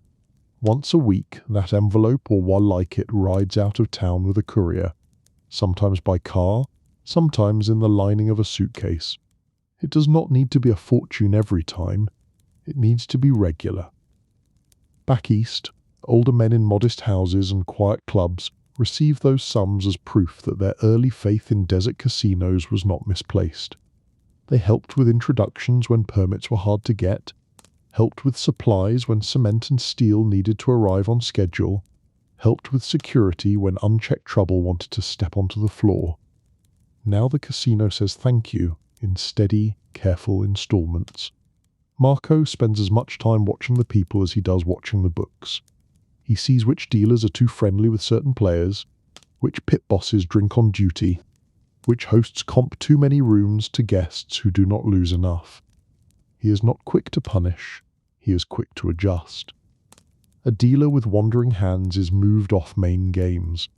A pit boss with loose talk is gently retired with a generous send-off. A host who forgets where loyalty goes finds his contact list claimed by someone more disciplined. Most corrections come with a smile and a pat on the shoulder. Good places do not like drama on the carpet. In the lounge, a singer in a silver dress leans into a slow standard. Couples sway. A few men in suits sit at a side table, listening more to the room than to the music. These are Marco colleagues, one from a Midwestern city, one from New York. They share quiet notes about how business is holding. The Midwestern man mentions that competition has grown. New properties, fancy themes, corporate money stepping into what used to be a private garden. Marco nods. He knows that when big corporations arrive with their own security and shareholders, the space for backroom understanding shrinks. They are living in the middle period. But the wild early days, not yet the fully polished corporate era. The trick now is to make sure that anything owed is settled before the bright lights of reform find it. Back in New York, Detective Russo reads about Las Vegas in the paper on his lunch break. Articles mention resorts linked in past years to families his files already know, hearings where senators asked casino bosses about hidden interests. Russo sips his coffee and wonders how many small parking lots and vending routes he has seen feed into something that reaches all the way to the desert. He will likely never get the full answer, but the pattern comforts his instinct. Nothing stands alone. Garbage, concrete, linen, stalls, garages, machines, and now these thick carpets and quiet tables. In the casino, Marco walks the high-limit room. The carpet is even deeper here, the lights softer. A man from Los Angeles plays with a stack of chips the size of a breakfast plate. A couple from the East Coast plays carefully, more impressed by the room than by their chances. A host leans in, offering drinks, show tickets, a midnight table at the steakhouse. Hosts are diplomats in this world. They manage egos, they remember anniversaries, they arrange driver pickups and wake-up calls. Some of them also know how to recognize the quiet visitors from back east. When a certain older gentleman arrives twice a year, he is met at the airport. A black car, a suite with drawn curtains, an envelope on the table with a simple note of respect. He does not stay on the floor. He walks it once, just to feel the hum, then returns upstairs. He wants to see that the place is clean. But spotless in a saintly way, but clean in the sense that no one is making trouble that will bring spotlights. Marco gives him a brief report. Regulators visited last month. Everything in order. A small incident with a card mechanic was resolved early. The numbers are steady. The special line item is on track. The older man listens, nods, and tells Marco to keep making it boring. Boring is safe. On another evening, a young pit boss named Ray tries to impress the wrong people. He has heard old stories from louder times and thinks a little toughness will raise his standing. He uses sharp words with a guest who is quietly important. Tries to show he is not afraid to flex house rules. Word reaches Marco before the night is over. The next morning, Ray is invited to a meeting in a back office. Marco sits there with the general manager. They do not shout. Marco explains, with the patience of someone folding a shirt, that respect is the first rule here, that certain guests do not stand in the same line as others. that the job is to keep the water flat, not to splash. Ray nods, chastened. A second mistake will mean a gentle transfer to a less sensitive property. The lesson lands. Behind the scenes, the old method of quietly collecting a share is under new kinds of pressure. Regulatory boards, auditors, federal agents who already made examples of some famous names. Marco adjusts. Some arrangements shift from direct skims to consulting fees, management contracts, loans repaid with generous interest. It becomes more paperwork, less cash in carefully folded bundles. The principle, however, remains. Those who help build the playground still expect a chair in the shade. At a small blackjack table on a slow Tuesday, a dealer fans the cards as a tourist from New Jersey asks if it is true what they say about certain families owning half the town. The dealer laughs it off, says those days are gone, says now it is all corporations. Marco, passing by at that moment, hears and does not correct him. The dealer is not wrong. The center of gravity is moving. Marco knows his own role is a bridge between eras. In the quiet bar off the main floor, he meets with a contact from back east who has flown in for a last look. The contact is older, shoulders heavy, eyes thoughtful. He says that soon the corporate teams will have so many auditors that even a whisper of side arrangements will be risky. He says the families have to be careful, step back where the light is strongest. They talk about bringing money home, investing it in more invisible things, warehouses, trucking firms, a share of a linen service here, a container yard there. The desert in this soft conversation becomes just another chapter. Marco listens. He has grown attached to the quiet music of chips and the way the carpet muffles worries. He also understands that his talent is not limited to casinos. His talent is making sure people who do not want to see certain lines never have to. Later, he walks the floor one last time for the night. A woman in a sequined dress laughs at a small win. A man in a short-sleeved shirt stares at the reels of a slot machine, hypnotized by colored lights. A group of friends takes a photo by a fake fountain, preserving a memory that will never include a thought of where the profits go. That is as it should be, he thinks. For them, this place is pure vacation. For him, it is proof that influence, properly handled, can be almost gentle. Across the country, Detective Russo closes his notebook on another long day. He has scribbled a line connect a New Jersey trucking firm to a Las Vegas supplier and smiled at his own stubbornness. He knows most of his delicate webs will remain unofficial. He goes home, puts his jacket on a chair, and lets the television play news about casino companies going public, about reforms, about clean gaming. He drifts to sleep knowing the truth is both better and worse than headlines. In your own bed, listening, you do not need every line either. It is enough to know that for a long season, some casinos were less about flashing danger and more about steady streams, carpets thick enough to hide footsteps, tables watched by calm eyes, envelopes counted twice, no chases down the strip, no dramatic showdowns, just patient men making sure numbers behave in ways that reward the right people and do not wake the wrong ones. As your eyes grow heavier, imagine the casino from a great height. The noise shrinks to a faint hum. The lights soften to a cluster of distant stars on the sand. Inside, dealers shuffle. Guests play. Hosts smile. In a back office, a plain envelope is sealed with careful hands. Then even that door closes, the last count is done, and night rolls on. You can let the image fade into dark. Another piece placed in the puzzle of garbage, cement, laundry, stalls, garages, machines, and now velvet ropes. All of it quieter than legend, all of it humming under a lullaby of shuffled cards and soft carpets, while you drift towards sleep. Chapter 9.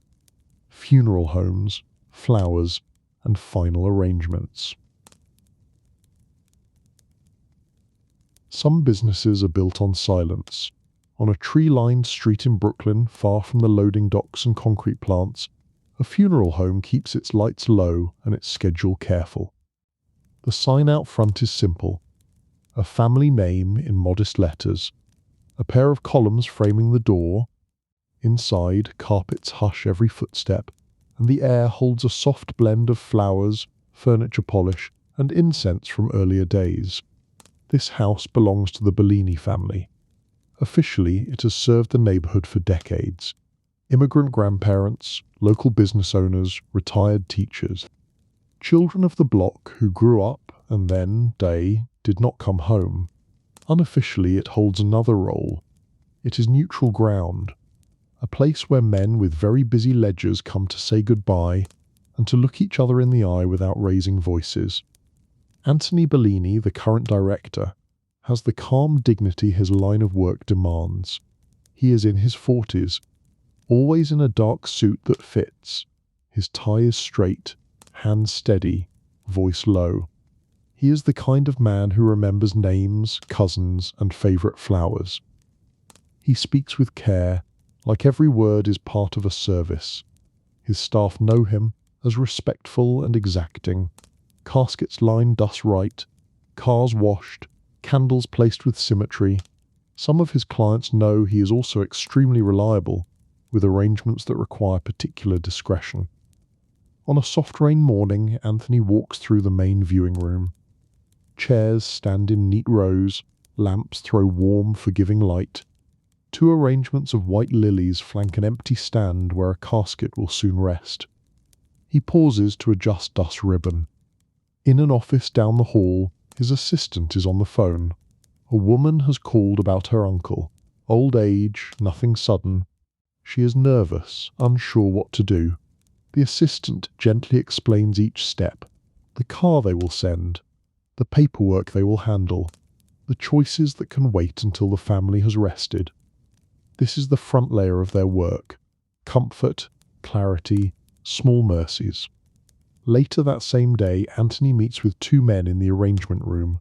One is the son of a small shop owner who passed quietly. The other is a man whose name moves in whispers through the other chapters of our story. They sit at a polished table. Anthony goes through casket choices, service times, obituary notices, church coordination. He does not mention the extra visitors he knows will arrive in dark suits that evening. Men who knew the deceased not only as a shopkeeper, but as a voice in meetings above kitchens and in back rooms of social clubs. He also does not mention that his parking lot will be guarded quietly by familiar faces, that there will be no cameras inside, that no reporter will be allowed to wander close to the register of guests. These things are understood. The Bellini home has, over time, become the place where such send-offs are handled with extra care. Respect goes both ways. When men of influence need a place to honour their own, they come here. When Anthony needs a donation for a neighbourhood cause or a sponsor for a new hearse, he knows who will answer. It is all spoken in the language of community. One afternoon, Detective Russo signs his name in the condolence book by the door. He has come to pay respects to a retired precinct clerk, a woman who always made sure forms went where they ought to go. The room is quiet, soft music, murmured prayers. On the far side of the parlour, Russo notices a small knot of men in suits. Their faces are familiar from files, never from charges that stuck. They are here for another wake scheduled an hour later, one room over. The deceased in that room was a businessman with a modest company name and a very immodest reputation among detectives. Bellini has kept the two gatherings separate by design. Russo watches for a moment. Anthony glides between parties with ease. A word to a widow, a nod to a made-to-look unremarkable guest from the old stories. Everyone receives the same tone of sympathy. It is impossible to tell, from his manner, which family paid more or which name carries more shadow. That neutrality is part of why this home holds the position it does. No is embarrassed, no is paraded, only flowers, prayers, small speeches about loyalty, hard work, community. Sometimes the stories are even true.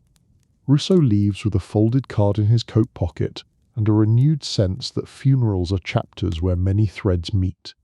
He knows other cities have had famous services: New York, Chicago, Boston, name after name carried out with more police on the street than in some parades. He also knows that most of the real decisions at those gatherings were made in low voices outside the camera's frame. Bellini understands all of this without ever needing to say so. In the preparation area, away from public eyes, he insists on professionalism. Every body, no matter who they were, is treated with consistency. He repeats this to his staff often. To him it is partly ethics, partly strategy. If an inspector, city or federal, ever takes too close a look at his operation, they will find everything in order. Licenses, sanitation, records. Nothing here should be sloppy enough to invite suspicion. His interactions with the quieter world stay in another column. That column is not in any visible ledger. It is in memories of calls received late at night. When someone important needs a service arranged not only well, but in a way that keeps certain details offline, not cover-ups of harm. Those belong in other, darker tales that this story does not choose to sleep beside. More often it is about timing. Private visitation hours. Doors opened for small group at strange times so they can sit with their loss away from attention. Anthony offers that without judging. He knows that grief is one of the few states that levels people. A long weekend comes when an older figure from a known family passes of worn-out years. The wake at Bellini home lasts 2 full days. Cars double park for blocks. Men in dark overcoats cluster in the doorway. Women with careful hair and strong perfumes murmur with rosary beads in hand. Inside the viewing room, the casket is surrounded by flowers. So many flowers that the scent is nearly overwhelming. Wreaths from restaurants, unions, clubs, charities. Ribbons with names that never appear in newspapers. Anthony moves through the crowd, guiding lines, smoothing small tension. A man from Winborough does not want to stand too near another from a rival circle. Anthony arranges them in different clusters. A federal agent loiters across the street. So do a few reporters, hoping to spot a rare combination of faces. Bellini staff keep the blinds angled. They keep doors from standing open too long. They are not obstructing justice. They are protecting privacy, or so everyone here prefers to describe it. For many attending, this funeral is also a quiet conference. Hands are shaken, hugs exchanged, old obligations acknowledged. No dares discuss new plans in this house. That would feel wrong, and Anthony would shut it down with a glance. But by standing in the same room, people see who is still standing strong, who is frail, who is absent. Information, in this place, is visual. That is enough. After the final service, when the cars roll out in a careful procession toward the cemetery, Anthony stands for a moment in the doorway. Rain has stopped. The air is cool and smells faintly of wet stone and flowers. He watches the line of vehicles turn the corner. He knows that in different circumstances, the same names could be moving under far harsher lights. Instead, today, they are in polished cars with small flags, following a hearse at a slow, dignified pace. This one of the subtle ways influence shows itself. Even at the end, respect is part of the price. Later, donations arrive, checks to local churches, envelopes for youth sports, promises of support for a scholarship in the name of the deceased. Anthony helps coordinate. Some of that money is very clean. Some comes from hands that do not have spotless ledgers. He focuses on the outcome. A new roof on a parish school, a reading room at the library. Public memory, shaped gently, is one of the softer tools in this quiet empire. In his own quiet way, Anthony believes that taking money from complicated lives and turning it into something that helps the neighborhood is better than letting it sit in a shadow. He does not say this out loud, but he sleeps a little easier thinking of the good caskets and the good projects, as part of the same long balance. Detective Russo, hearing about the funeral from colleagues, reads the list of reported attendees with eyebrow raised. He notes overlapping names from his own files. He also notes the donations that follow. If he were a different kind of investigator, he might try to dig deeper. He has come to understand that some forms of influence are better met with careful light than with swinging hammers. So he files this chapter in his mind as proof that even in farewell spaces, the same families keep orbiting the same rooms. That night, Bellini home is still. The flowers from the big service are rearranged into smaller bouquets. Some go to nursing homes, some to the church. The halls are mopped, candles trimmed, guest books closed. Anthony sits alone in his office, jacket off, tie loosened. He looks at his calendar for the week. Half his appointments are ordinary families with ordinary grief. A retired bus driver, a teacher, a grandmother who kept every birthday card. The other half are families with more expensive suits and fewer straightforward stories. He treats them all the same on the surface. Same coffee offered, same quiet voices, same folders of choices. He knows that is one of the reasons everyone keeps coming back. Consistency is his version of control. For you, listening on the edge of sleep, this chapter is a slow walk down a carpeted hallway. There is sadness here, but not the kind that jerks you awake. It is the softer understand that even in this world of garbage routes, cement, laundries, fish stalls, garages, machines, dumpsters and casinos, there is one place where everyone eventually arrives in the same silence. Funeral homes like Bellini do not swing the big deals. They keep the tone. They remind men who think of themselves as very powerful that in the end, someone else arranges the room and the flowers and the last ride. That knowledge has its own quiet influence. As your eyes grow heavier, imagine a viewing room after everyone has gone home. Chairs empty, flowers still, a guest book resting with its pages closed. Outside, the streetlights cast gentle pools on the sidewalk.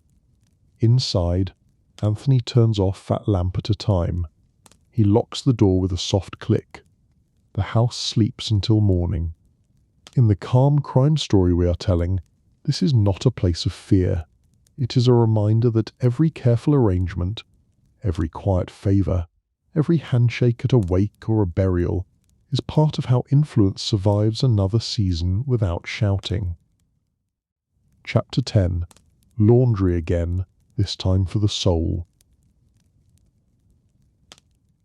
Night belongs to the people who agree to share it.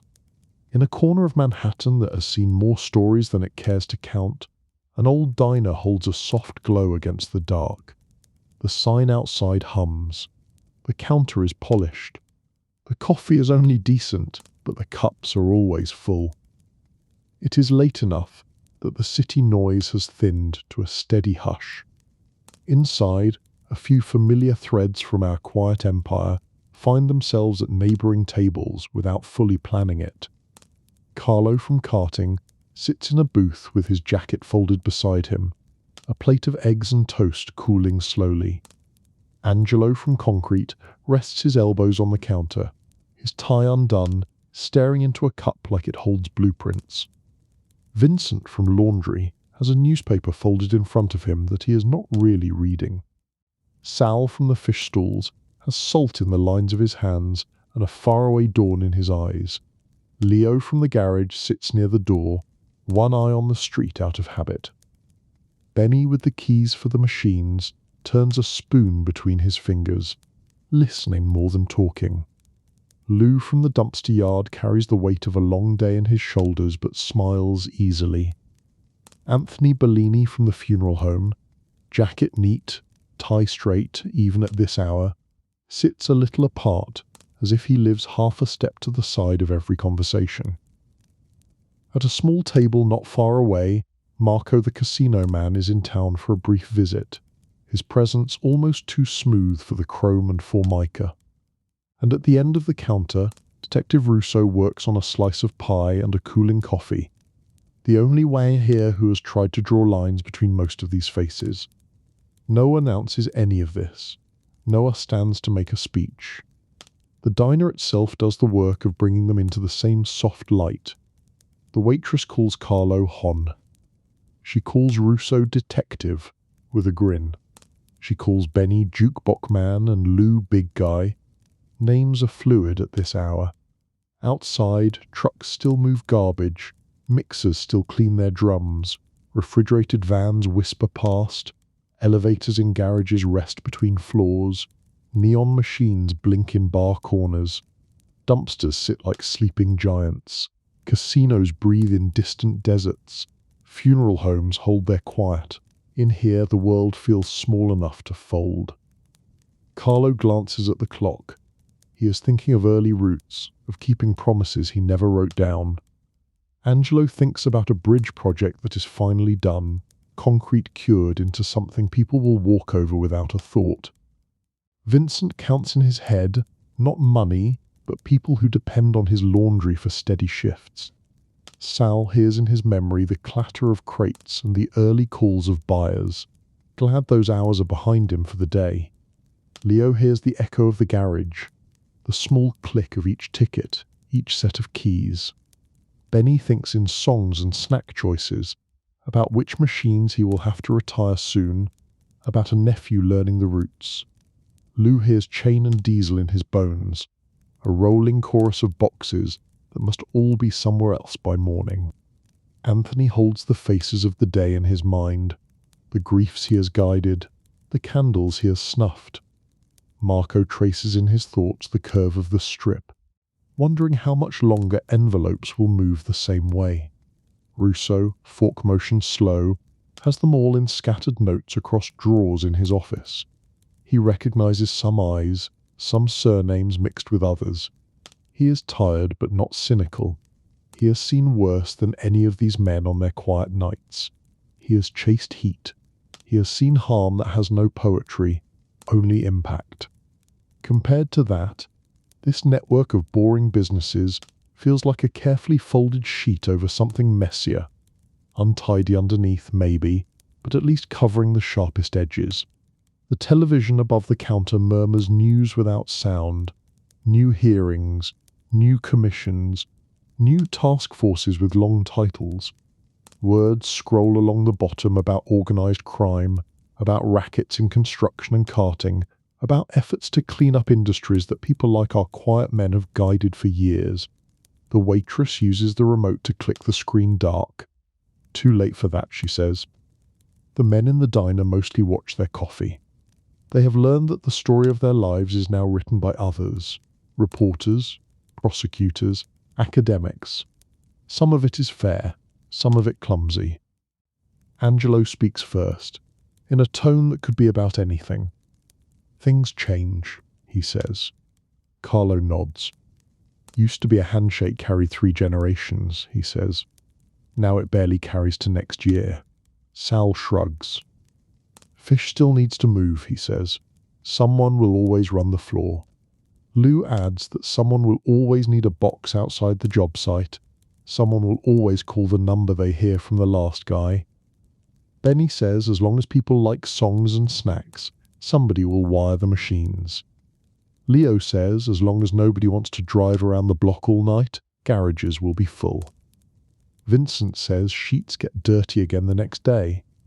Anthony says families will always need help on their worst mornings. Marco says casinos find new ways to shine, new ways to count, new hands taking a share. Russo listens to them without taking out his notebook.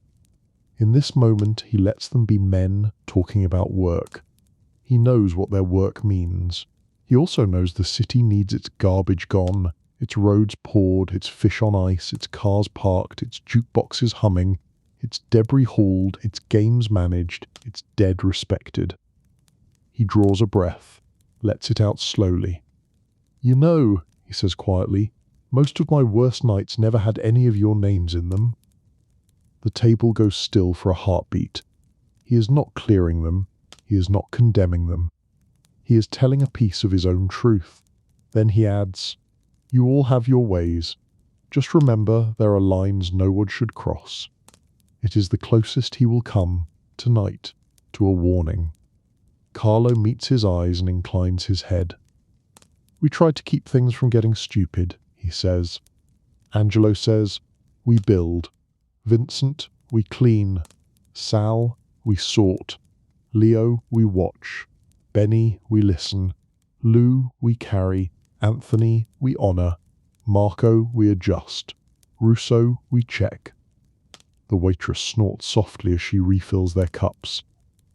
You all overthink, she says. The joke lets the air loosen. Outside the diner windows, the early 1980s are turning into the late 1980s. Commissions are digging. New laws tangle with old arrangements. Some of the men above our quiet circle will end up on the evening news, sitting in courtrooms under newly serious lighting. There will be trials, some convictions, some surprises. Pieces of the old map will break apart. New owners will arrive with briefcases and brands, some clean, some not as clean as they look. Garbage will be reformed, and then quietly argued over again. Concrete bidding will change, then slowly drift toward familiar patterns under different names. Laundry chains will expand. Fish markets will move to new buildings. Casinos will become corporations. Parking will sprout digital arms. Vending will be rewrapped in bright logos. Dumpsters will carry new decals. Funeral homes will modernize their brochures.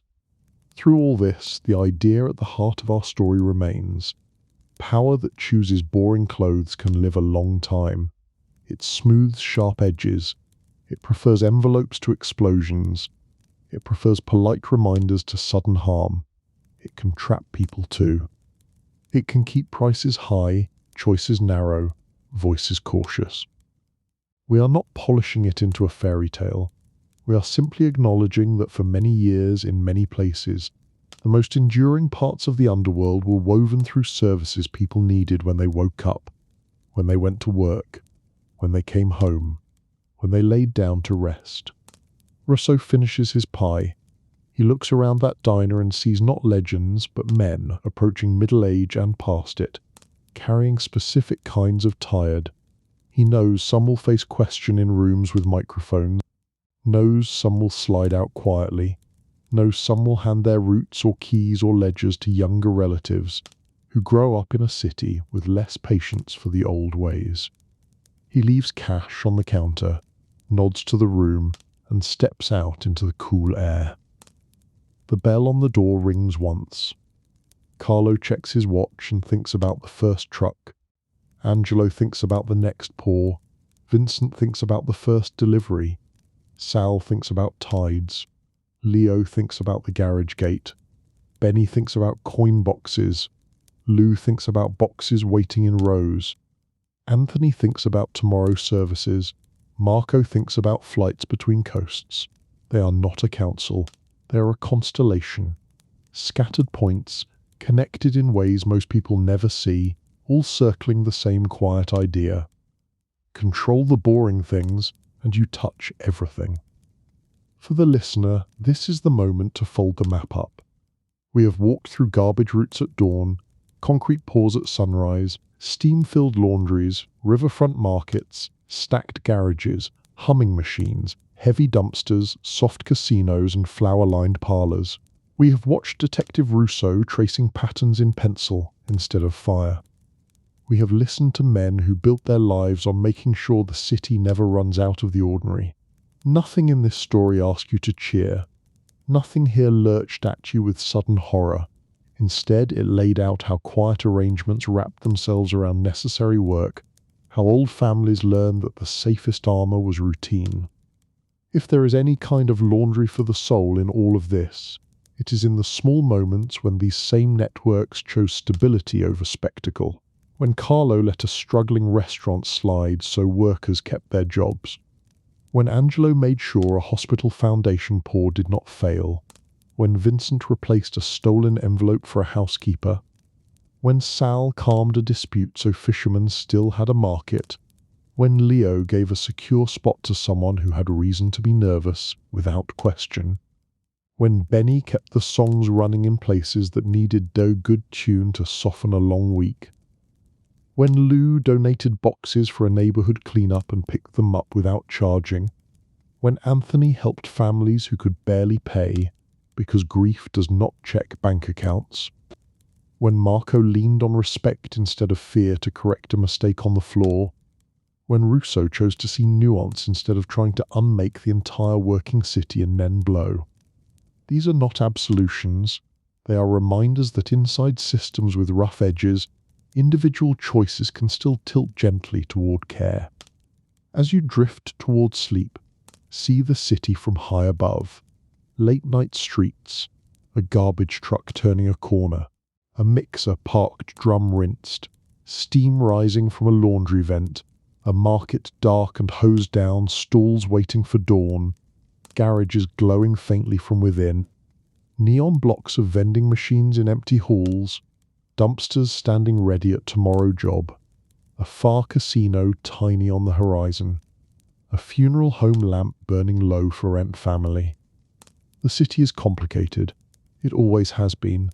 But right now, for you, it is quiet.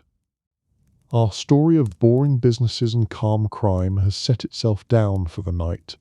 Nothing to chase, nothing leaping from dark corners. Only a web of slow decisions, made by people who discovered that the surest way to hold power without shaking the world is to hide it in routines that let everyone sleep. You can close your eyes knowing that this tale stays at arm's length. It is not a call, it is a map folded and put away. Breathe in, breathe out. Let the trucks, the drums, the steam, the waves, the motors, the coins, the wheels, the carpets and the bells all fade into a single soft hum. Garbage taken, roads poured, sheets folded, fish packed, cars parked, songs queued, debris hauled, tables watched, names remembered. The boring businesses are doing what they always wanted to do, working quietly in the background while you rest.